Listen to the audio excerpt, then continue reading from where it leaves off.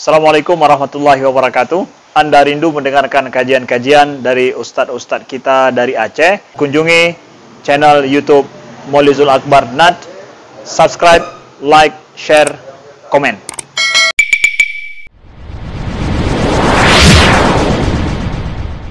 Assalamualaikum warahmatullahi wabarakatuh. Alhamdulillahirabbil alamin. Wa bi ni'matihi tatimmus shalihat. Asyhadu an la ilaha illallah wahdahu la syarika lah wa asyhadu anna Muhammadan 'abduhu wa rasuluhul karim. Allahumma shalli wa sallim ala nabiyyina Muhammadin wa ala alihi wa ashabihi ajma'in. Amma ba'd. Rabbi shrah li sadri wa yassir li amri wa hlul 'uqdatam min lisani yafqahu qawli. Segala puji bagi Allah, kemudian salawat dan salam kepada Rasulullah, pada keluarga dan seluruh sahabat-sahabatnya. Bapak Ibu jemaah salat zuhur yang Allah muliakan insyaallah. Kita sambung pembahasan kita tentang kemuliaan atau fadilah Ramadan. Di pertemuan yang lalu kita sudah membahas beberapa fadilah. Di antaranya Allah muliakan Ramadan dengan membuka pintu surga selebar-lebarnya, menutup pintu neraka, lalu melemahkan syaitan. Ini maksudnya kemungkinan untuk masuk surga itu lebih mudah dan Allah persempit jalan-jalan menuju ke neraka. Kemudian pahala di dalam Ramadan itu langsung ditangani oleh Allah. Artinya dia tidak lagi berlaku hitungan sebagaimana yang Allah gariskan di luar Ramadan. Jadi tidak lagi berlaku antara 10 sampai 700 kali lipat, tetapi suka-suka Allah. Kalau Allah ingin bebaskan hamba dari neraka, maka Allah bisa buat keputusan itu. Kalau Allah ingin memasukkan hamba ke dalam surga tanpa harus melihat berapa banyak pahalanya, juga Allah berhak melakukan itu. Dan itu Allah berikan di dalam Ramadan. Lalu kemudian orang-orang yang berpuasa mendapatkan dua kelebihan, yaitu kesenangan ketika berbuka dan kesenangan ketika berjumpa dengan Allah Subhanahu wa taala. Nah, jemaah melakukan Allah, namun di minggu yang lalu kita sedikit membuat catatan bahwa senang waktu berbuka itu bukan hanya bermakna senang ketika bunyi azan maghrib, walaupun itu menjadi sebuah kesenangan umum bagi kita. Tapi maksudnya lebih dalam, yaitu ketika kita berbuka di surga Allah.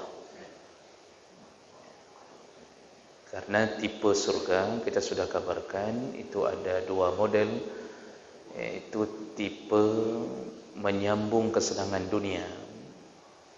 Maka yang kita tahan-tahan di dunia, semua makan minum, syahwat, Allah suruh sambung di akhirat. Maka dia berbuka puasa sebenarnya adalah buka puasa di surga, suka-suka. Kemudian ada tipe kesenangan di akhirat atau di surga yang belum pernah ada di dunia, yaitu kekal, artinya tidak pernah mati, dan kemudian bisa melihat Allah Subhanahu wa taala. Itu tidak pernah berada atau tidak pernah ada di dunia. Baik, kita sambung fadilah berikutnya dari Ramadan, yaitu puasa Ramadan yang dilakukan dengan iman dan ihtisab menyebabkan Allah bisa ampunkan semua dosa. ini berlaku bagi dosa kecil dan dosa besar. Mereka yang benar-benar berjihad dalam Ramadan, puasa fisiknya, puasa batinnya, telinganya berpuasa, matanya berpuasa, seluruh syahwat indranya berpuasa dengan berharap-harap dari Allah, maka Allah ampunkan segala dosa-dosanya. Makanya ada hadis Nabi sallallahu alaihi wasallam yang masyhur sekali kita dengarkan, kata Rasulullah sallallahu alaihi wasallam, "Man shama Ramadhana imanan wa ihtisaban, ghufira lahu ma taqaddama min dzambi." Barang siapa yang berpuasa Ramadan dengan iman, penuh dengan percaya kepada Allah, percaya pada janji Allah, percaya pada ancaman Allah, lalu dibarengi dengan ihtisab, berharap-harap hanya dari Allah, maka diampunkan segala dosa-dosanya. Nabi sambung, "Wa man qama lailatul qadri," barang siapa yang menghidupkan malam Lailatul Qadar imanan wa ihtisaban, juga dengan iman dan ihtisab, ghufira lahu ma taqaddama min dzambih, diampunkan segala dosa-dosanya. Jadi ini bisa berlaku bagi dosa kecil dan dosa besar selama orang yang berdosa besar itu tidak merencanakan untuk menyambung dosanya setelah Ramadan. Ini yang paling penting. Makanya dalam hadis yang berikutnya, hadis riwayat Bukhari, riwayat Muslim, Rasulullah mengatakan, al-jum'ah ila al-jum'ah wa Ramadan ila Ramadan mukaffiratun ma bainahunna iza ijtanabal kaba'ir. Dari satu Jumat ke Jumat yang lain, dari satu Ramadan ke Ramadan yang lain, Allah bisa ampunkan semua dosa-dosa, Allah hapuskan semua dosa-dosa selama mereka tidak berusaha untuk jatuh ke dalam dosa besar kembali. Jadi sebenarnya Ramadan ini bulan taubat, dan syarat taubat itu harus dipenuhi, diampunkan segala-gala. Syarat taubat, kalau kita baca keterangan dari ulama melalui hadis-hadis Nabi, syarat taubat itu diawali dengan al-ikhlas, taubat karena Allah, bukan karena dorongan pekerjaan. Karena ada orang taubat tidak merokok lagi karena disyaratkan oleh calon istri, saya terima abang dengan syarat abang tidak merokok, hanya saya yang boleh merokok. Saya kata istri, betul dia tidak merokok lagi, tapi dorongannya karena takut dengan istri. Begitu di belakang istri, merokok lagi. Ini bukan taubat karena Allah. Syarat diterima di satu kantor, syaratnya harus salat 5 waktu. Kalau enggak salat dipecat. Taubat dia semenjak kerja di kantor itu. Begitu di belakang kantor dia lakukan, itu bukan taubat. Jadi taubat itu dorongannya ikhlas karena Allah, benar-benar murni karena berharap dari Allah.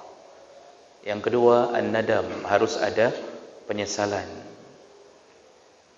Karena ada orang ngaku taubat, tapi dosa-dosanya masa lalu tidak disesali. Masih bangga, Pak. Bangga pernah bunuh orang, bangga pernah jadi preman di pasar impres. Tapi waktu cerita dia mengatakan, alhamdulillah saya sekarang taubat. Dulu kalau ada yang macam-macam, kupabe. Dulu coba lihat, selama ini 10 orang saya bunuh. Kecil bagi saya bunuh-bunuh itu. Dia terus mengungkit masa-masa dosanya. Tapi ngaku taubat. Jamaah sudah jamaah, puasa sudah puasa. Tapi bangga dia pernah berzina ke sana ke sini. Dia pernah korupsi. Dia pernah menipu, bangga. Jadi ini tidak masuk syarat taubat. An-nadam, penyesalan, seperti sesalnya Umar bin Khattab di atas semua dosa. sampai dia membakar kedai-kedai minuman keras, kedai khamar yang dia pernah duduk di tempat itu. Kemudian al-azam, berjanji selama-lama tidak akan melakukan dosa lagi. Ini azam ini yang harus ditepati. Jadi jangan berhenti dari riba hanya masalah rumah. Saya tidak akan ambil lagi riba untuk membeli rumah baru. Tapi dia beli mobil baru, riba lagi. Ini belum taubat namanya. Jadi betul-betul azam, selama-lama tidak akan melakukan. Lalu yang keempat, al-iqla'. Al-iqla' itu melepaskan diri dari dosa yang pernah dilakukan. Kalau tadi berjanji seumur hidup sampai mati enggak akan lakukan, yang keempat ini iqla', melepaskan diri. Kita pernah jatuh dalam dosa apa? Di waktu SMP kita dosa apa? Enggak salat, tidak puasa. Dia lepaskan dirinya dari dosa itu. Yang salatnya diqadha, puasanya diqadha. Jadi dia tidak lagi melakukan dosa baru di atas jenis dosa yang sama. Hari ini kan orang salat, sudah taubat, tapi ada momen-momen dia enggak salat. Hari walimah perkahwinan dia enggak salat. Ngaku sudah taubat. Jadi karena takut bedaknya luntur, sekali luntur 1,5 juta,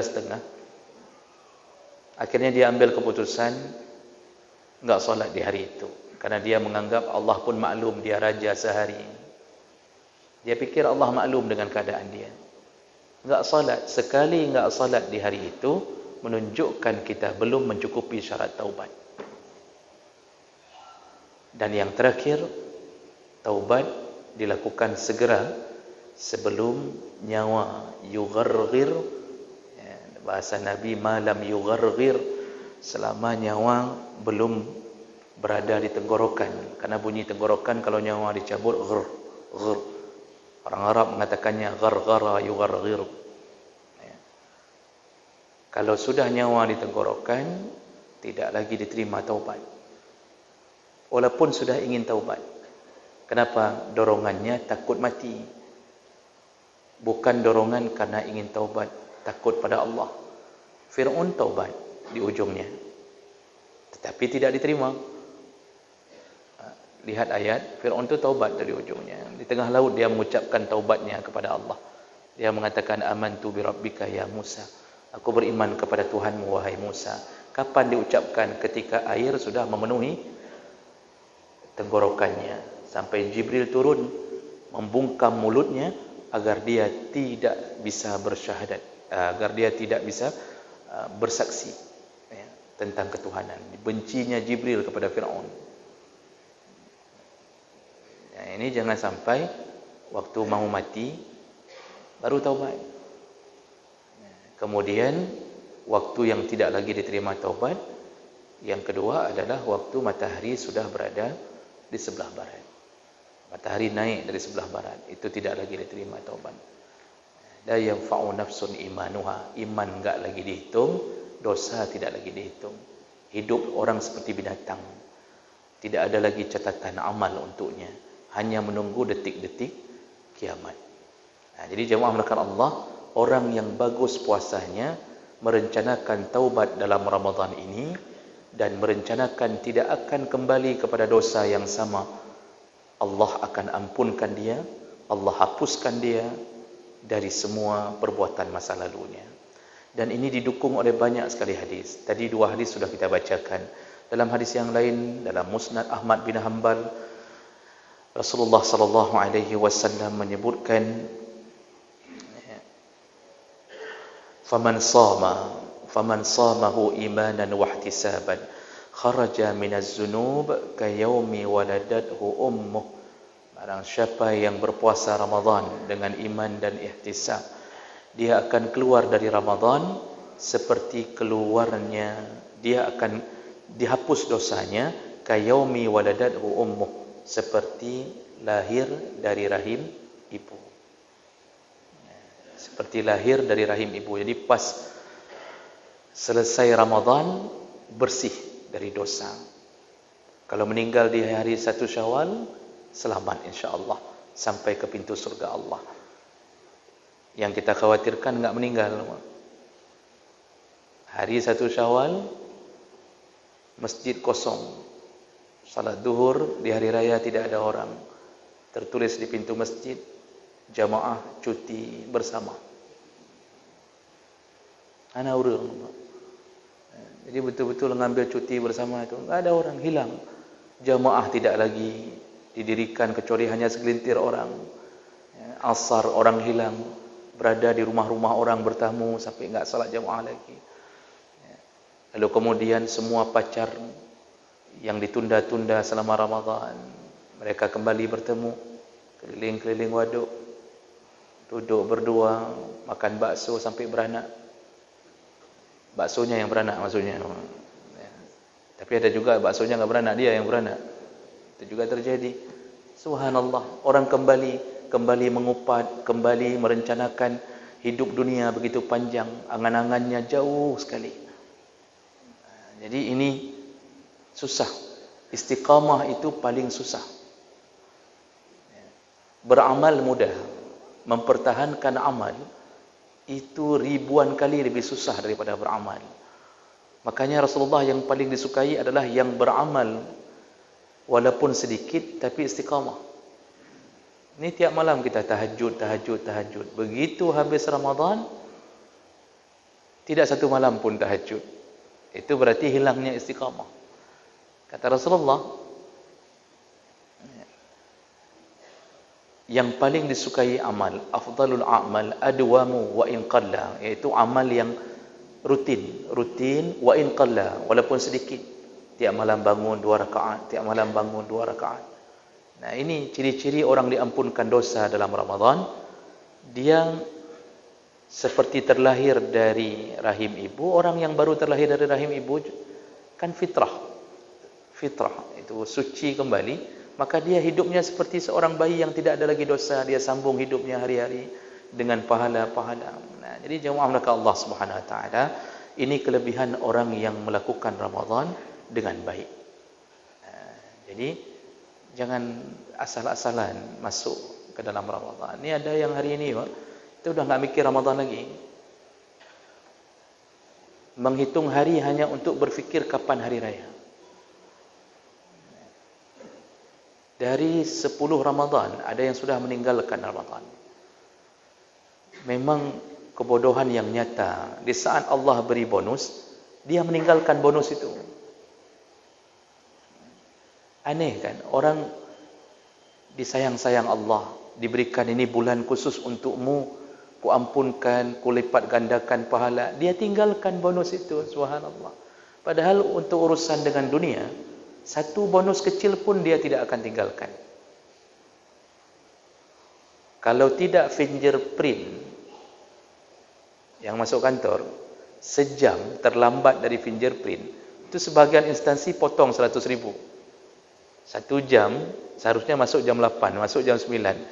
Fingerprintnya jam 9, potong 100 ribu di sebahagian kantor, Pak. Itu pun dia tidak mau terpotong. Tidak mau terpotong 100 ribu, tetap tepat waktu untuk mendapatkan 100 ribu. Kenapa dia hari ini memotong-motong bonus Allah sehingga dia tinggalkan Ramadan? Sudah tidak lagi bersama Allah, masjid tak nampak lagi. Dari maghrib rencananya memang hanya untuk belanja, takut kehabisan barang. Lihat Pak, serba 35 ribu. Punuh urang dari maghrib, masya-Allah. Itu tarawih entah di mana. Jadi menyedihkan keadaan umat ini, menyedihkan.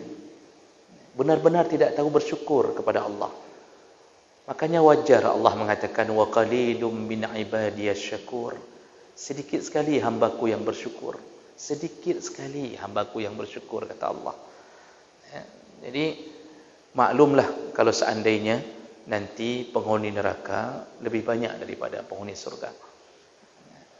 Jadi ini perlu difikirkan berkali-kali untuk tidak meninggalkan kemuliaan Ramadan. Baik, berikutnya kelebihan orang yang melakukan Ramadan. Ramadan itu akan menjadi perisai dari api neraka. Ramadan yang akan menahannya untuk tidak tersentuh neraka. Dan ini berdasarkan beberapa hadis. Di antaranya hadis riwayat Bukhari Muslim, Rasulullah berkata, "As-siyamu junnah." Puasa itu perisai, kata Rasulullah. "Wa idza kana yaumu shaumi ahadikum fala yarfus wa la yaskhab wa la fa in sabahu ahadun aw qatalahu falyaqul inni shaim." Kata Rasulullah, puasa itu perisai, junnah. Orang yang sedang berpuasa, janganlah mengatakan perkataan yang buruk, caci maki. Artinya, yang bisa menyebabkan perisai itu bolong, caci maki kita di tengah Ramadan. Yang menyebabkan bolongnya perisai, itu gara-gara kita masih belum bisa bertahan dengan maksiat mulut. Dalam hadis yang lain disebut, madama lam yukazzib wal ghaibah. Perisai itu tetap menahan dirinya dari api neraka selama dia tidak berbohong dan dia tidak melakukan ngupat. Ini pembolong perisai. Jadi junnah itu, perisai itu dalam hadis yang lain disebutkan, iaitu sama seperti perisai dalam peperangan. Itu maksudnya. Dalam hadis riwayat Ibnu Majah disebutkan, sami'tu Rasulullah sallallahu alaihi wasallam yaqul, ini kata Utsman bin Affan, as-siyamu junnah, puasa itu perisai, minan nar, dari api neraka, ka junnati ahadikum minal qital, persis fungsinya sama seperti perisaimu ketika berperang. Kan dulu orang waktu perang pakai perisai, sekarang yang enggak bisa lagi pakai perisai karena enggak ada manfaat perisai sekarang. Sekali dihantam terjungkal orang-orang di dalam perisai. Junnah itu akar katanya sama dari jannah, ya jinnu. Jadi semua yang pakai kalimat jannah itu artinya yang tertutup. Maka janin disebut janin itu karena dia tertutup di alam rahim. Majnun disebut majnun itu karena tertutup otak. Otaknya tertutup, bukan dengan tengkorak.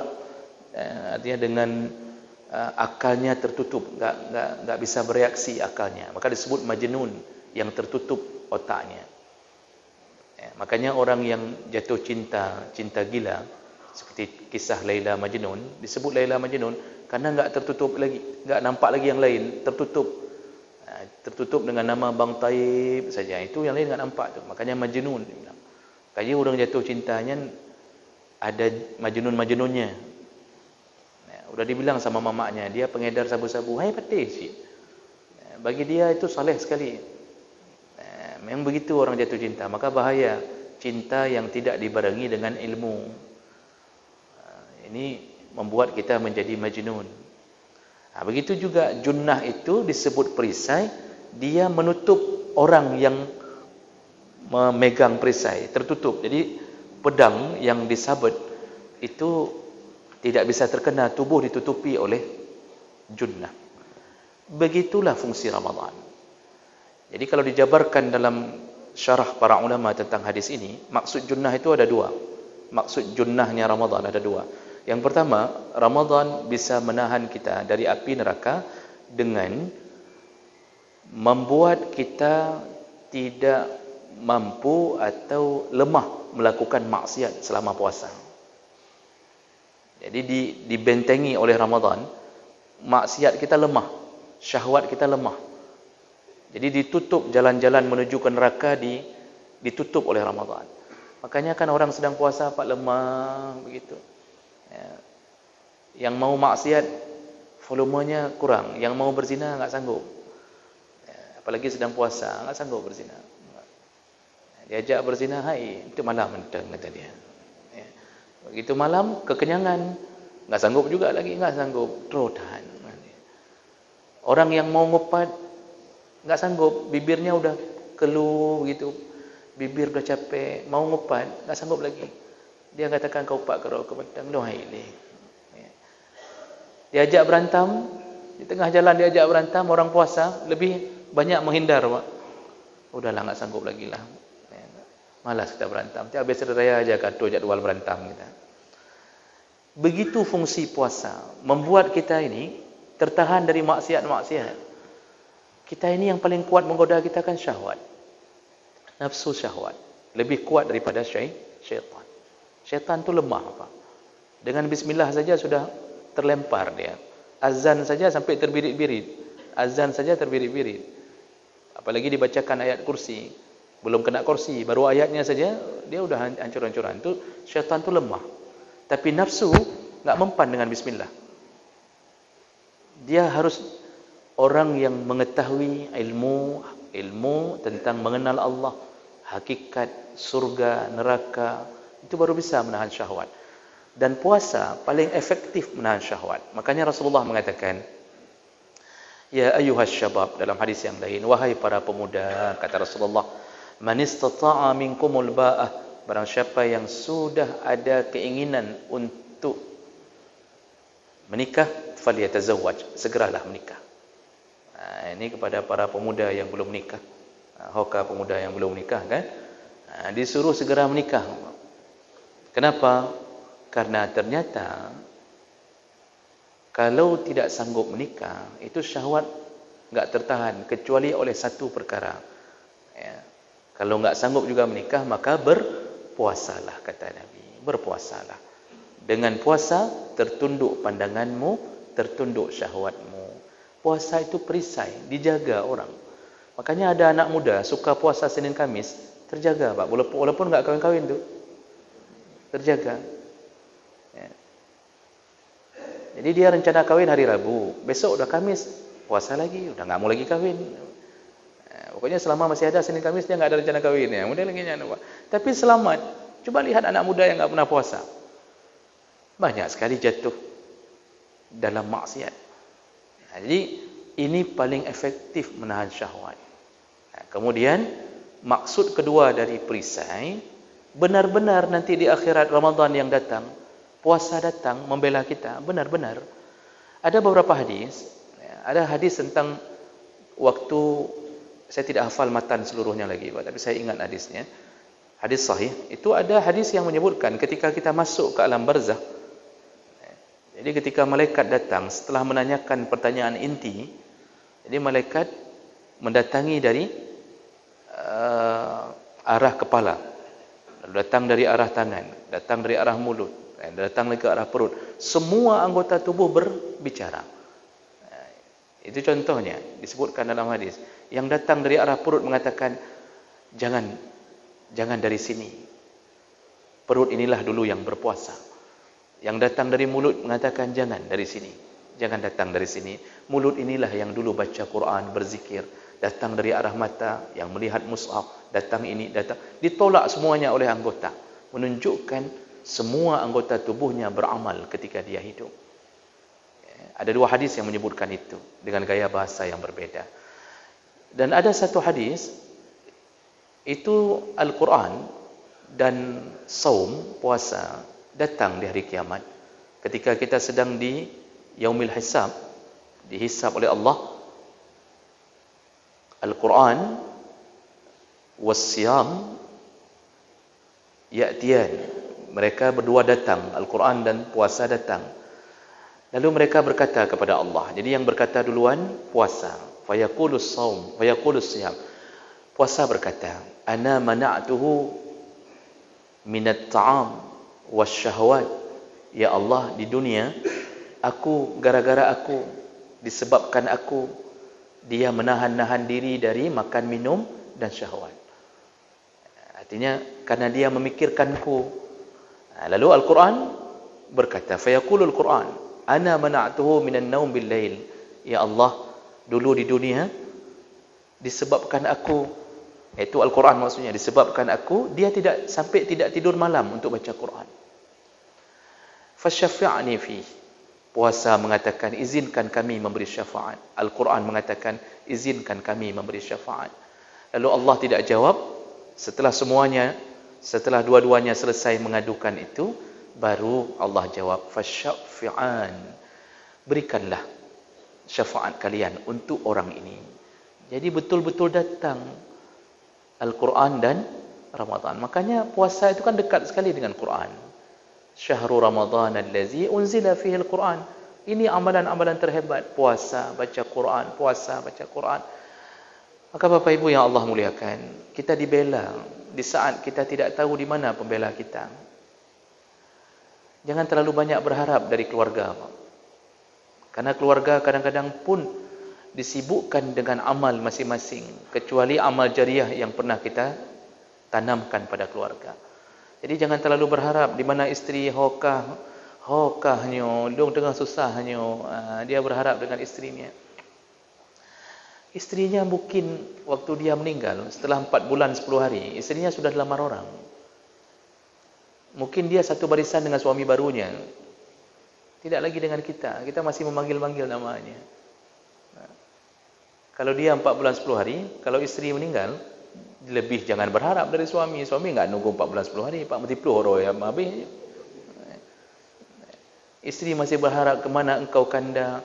Aku sedang susah di akhirat. Tidak ada. 10 hari dia, karena dia tidak ada masa indah. 10 hari di antara orang yang jamaah takziah dikawininya salah satunya. Maka jangan merasa bahawa kita hidup ini bergantung kepada orang lain. Tidak. Tidak. Hari itu kita bertanggungjawab di atas amal kita masing-masing. Jangan terlalu berharap dari pertolongan anak. Karena semua di waktu itu sibuk dengan urusan masing-masing.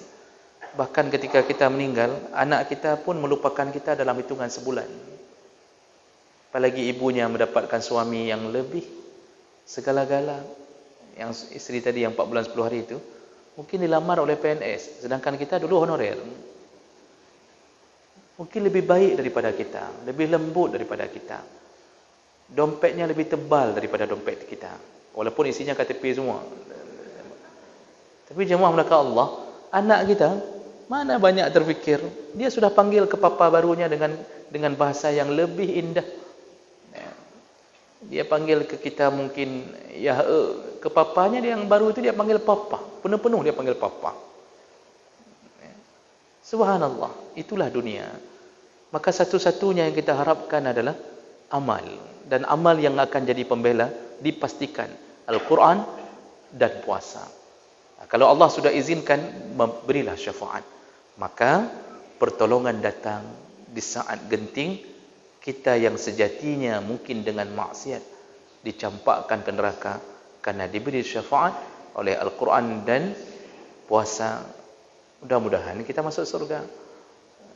Maka serius ketika berpuasa itu, ya serius, hormatilah Ramadan.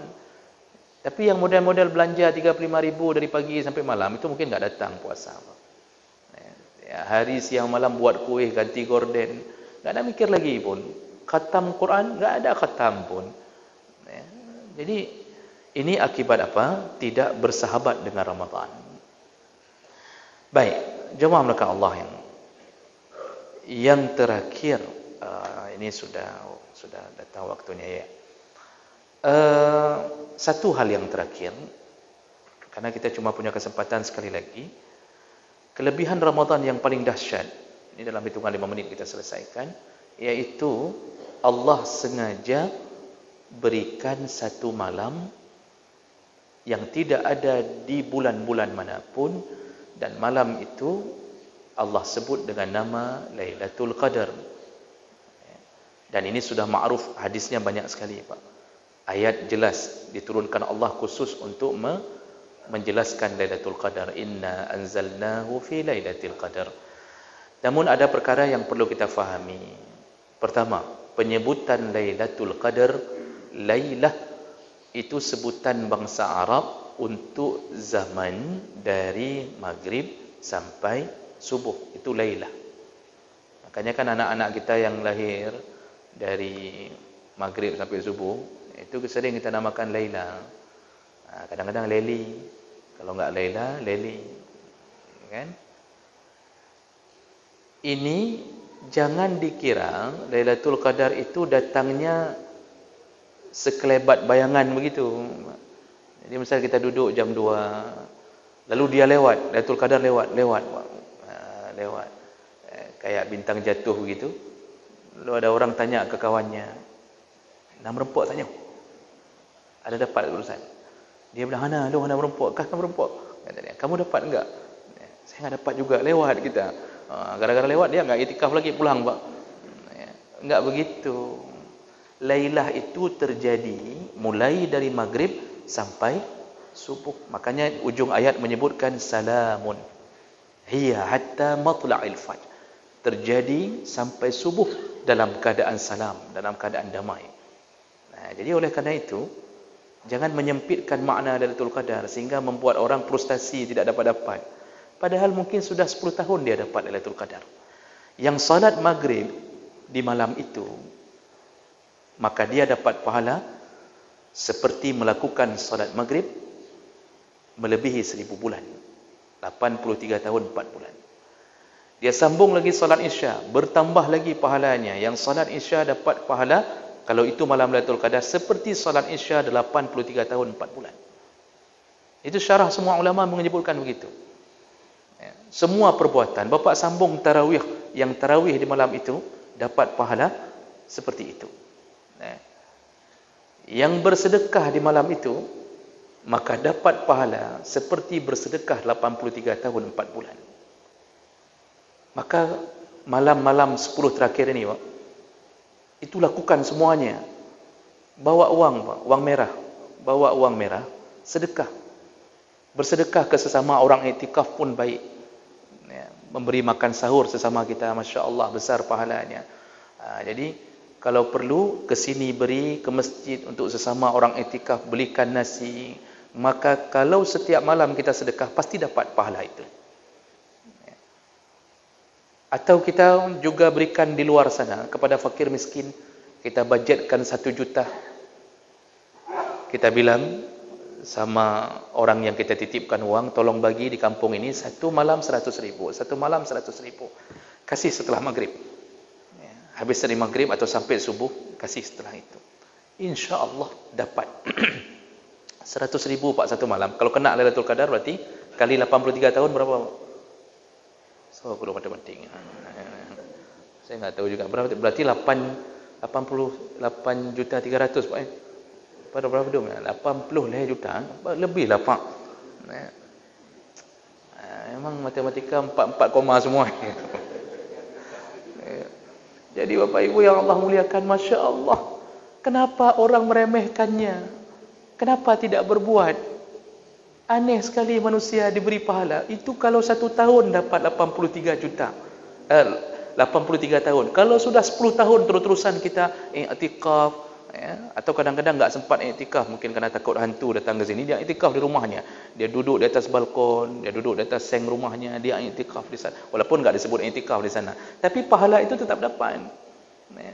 Kalau 10 tahun sudah kita begini gaya berjuang kita menghadapi Ramadan, berarti kita sudah beramal dalam 10 tahun seperti amalannya orang-orang yang berumur 830 tahun beramal. Hanya untuk umat Muhammad. Hanya untuk umat Muhammad. Orang dulu diberikan izin Allah berpahala, dipanjangkan umur untuk mendapatkan itu. Kita dipendekkan umur, tapi diberikan nilai yang banyak. Apa kurang kasih sayang Allah untuk kita? Maka mohon maaf Pak, kalau kurang ajar sedikit saya bilang. Kan kurang ajar orang hanajak di tarawih malamnya. Begitu sayangnya Allah ke dia, dia sia-siakan semua kebaikan Allah. Subhanallah, benar-benar manusia ini dalam keadaan melawan Allah. Maka, apapun yang bisa kita lakukan, Pak, 10 terakhir ini, lakukan. Semua dikali lipatkan pahala. Itu kelebihan Lailatul Qadar. Makanya Allah ketika menanyakan tentang Lailatul Qadar, kan Allah pakai gaya bahasa, wa ma adraka ma Lailatul Qadar. Tahukah engkau apa itu Lailatul Qadar? Kunci dalam tafsir itu kalau sudah pakai kalimat wa ma adraka, itu selalu pertanyaan Allah yang tidak mungkin dijawab hamba karena besarnya masalah itu. Coba lihat ayat-ayat lain. Ketika Allah bertanya wa ma adraka mal qari'ah, tahukah kamu apa itu kiamat? Tak ada yang bisa jawab, Allah jawab sendiri. Wa ma adraka ma saqar, tahukah kamu apa itu neraka saqar? Mana ada yang bisa jawab? Allah jawab sendiri. Wa ma adraka mal hutamah, tahukah kamu neraka hutamah itu apa? Mana ada yang bisa jawab? Allah jawab sendiri, itu nerakanya untuk para pengupat. Untuk yang nonton recheck pagi hari, insert pagi, yang kenyang nerakanya. Semua pertanyaan Allah kalau dimulai dengan wa ma adraka, itu pertanyaan yang agung jawabannya, tidak mungkin dijawab hamba. Kali ini Allah tanya, tahukah kamu Lailatul Qadar? Mana tahu, Pak? Maka jangan sok-sok tahu. Enggak tahu kita sebenarnya, keagungannya enggak tahu. Namun Nabi sedikit membuka kode kunci. Artinya Lailatul Qadar itu ciri-cirinya kalau malam tenang, sejuk. Dalam hadis yang panjang disebutkan dia agak hujan rintik-rintik kadang-kadang. Tapi pagi harinya matahari keluar dalam keadaan malas bersinar. Nah, itu ciri-ciri yang dibongkar Nabi sedikit. Namun kalau kita tanya, yang tahu yang begitu siapa? Ya Nabi. Kita malam 21 dingin, hujan rintik-rintik. Malam 23 hujan rintik-rintik juga, Pak. Kamu lebih bingung tu. Ini yang mana yang betul dulu ni? Ini kan kekuatan manusia, Pak. Malam hari 21 matahari terbit bersinar malas. Hari 22 juga begitu. Orang yang puasa hari Minggu mengatakan, oh saya dapat ni. Yang Sabtu 22 kan melempot cik dong. Akhirnya Lailatul Qadar terjadi 2 malam, untuk yang Sabtu puasa, untuk yang Minggu puasa. Kaiban cara ada cok kesimpulan. Makanya enggak usah fikirkan itu, Bapak Ibu maka Allah, berjuang saja pasti dapat. Berjuang 10 terakhir Ramadan ini pasti dapat. Makanya karena keagungannya terlalu besar, enggak bisa tertebak keagungannya. Saking dahsyatnya kalimat qadar, kalau buka tafsir, kalimat qadar itu aja bermakna 3 dalam tafsir. Qadarun yang pertama bermakna menetapkan, ketetapan. Maka malam itu Allah tetapkan nasib seorang hamba. Allah bisa rubah keadaan seorang hamba yang mendapatkan malam itu. Bagaimana ciri-ciri orang yang dirubah Allah kalau dapatkan malam itu, Pak? Salamun hiya hatta matla'il fajr. Sebagaimana damainya malam itu, orang yang dapat Lailatul Qadar, ciri-ciri utamanya setelah Lailatul Qadar dia berubah menjadi orang yang damai. Damai dan mendamaikan. Jadi orangnya enggak lagi menjadi provokator. Orangnya tidak lagi menjadi biang keributan bagi orang. Dengan tetangga bertambah baik, dengan isteri bertambah baik.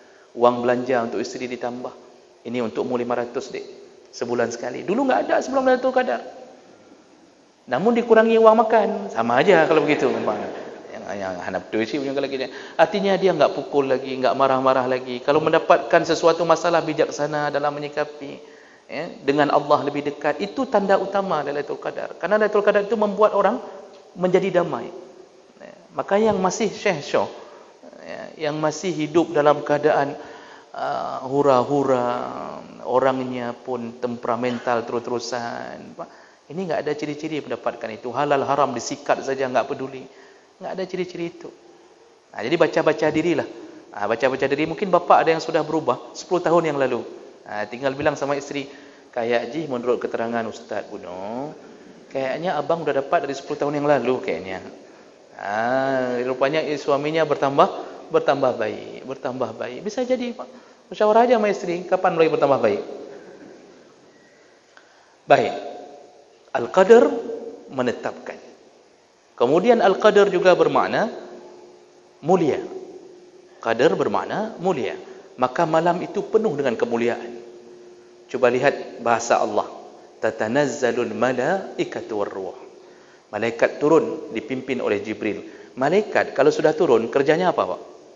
Coba lihat semua hadis. Kalau malaikat sudah turun, dia bawa dorongan berbuat jahat atau membawa dorongan berbuat baik? Malaikat selalu membawa dorongan berbuat baik. Maka dalam hadis riwayat Muslim disebutkan, kita keluar dari rumah, di pintu rumah, di luar pintu rumah itu berdiri 2 rayah, 2 bendera. Satu bendera dipegang syaitan, satu bendera dipegang malaikat. Kalau kita keluar dengan keinginan berbuat baik, langsung malaikat mengibarkan benderanya. Dituntun kita, diberi pahala, dibisik-bisik. Misal kita mau mengunjungi orang sakit ni, Pak. Itu kita ada bendera malaikat yang menaungi kita. Dituntun sampai ke rumah sakit, kemudian pulang lagi, semua didoakan malaikat. Ada masalah di jalan, dibisik oleh malaikat, udah, enggak usah peduli kali, lanjutkan saja ke rumah sakit. Bergesek mobil sedikit, udah, enggak usah peduli kali, nanti aja kita bawa ke polisi. Pokoknya enggak terlalu hancur-hancuran hidup. Itu dorongan malaikat. Malaikat kalau sudah berbisik, pasti baik. Ada paku di jalan. Kalau malaikat berbisik, apa yang dibisikkan? Ambil paku itu, kasihan orang di belakang. Ada lubang di jalan, beli semen, tambahlah lubang.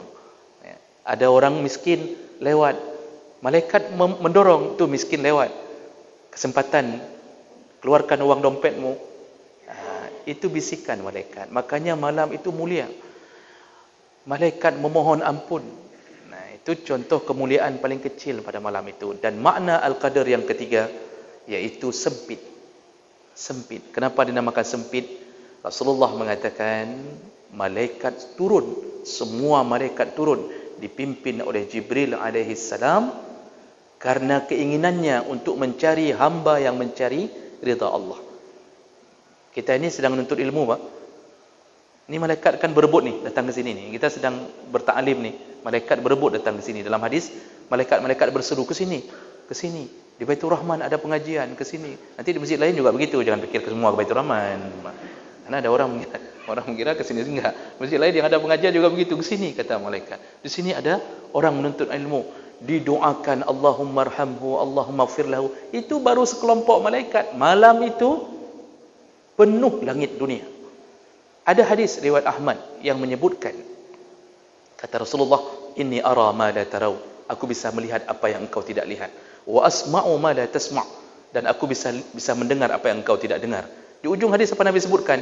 Malam Lailatul Qadar tidak ada satu celah sejumlah 4 jari. Arba'atu asabi'.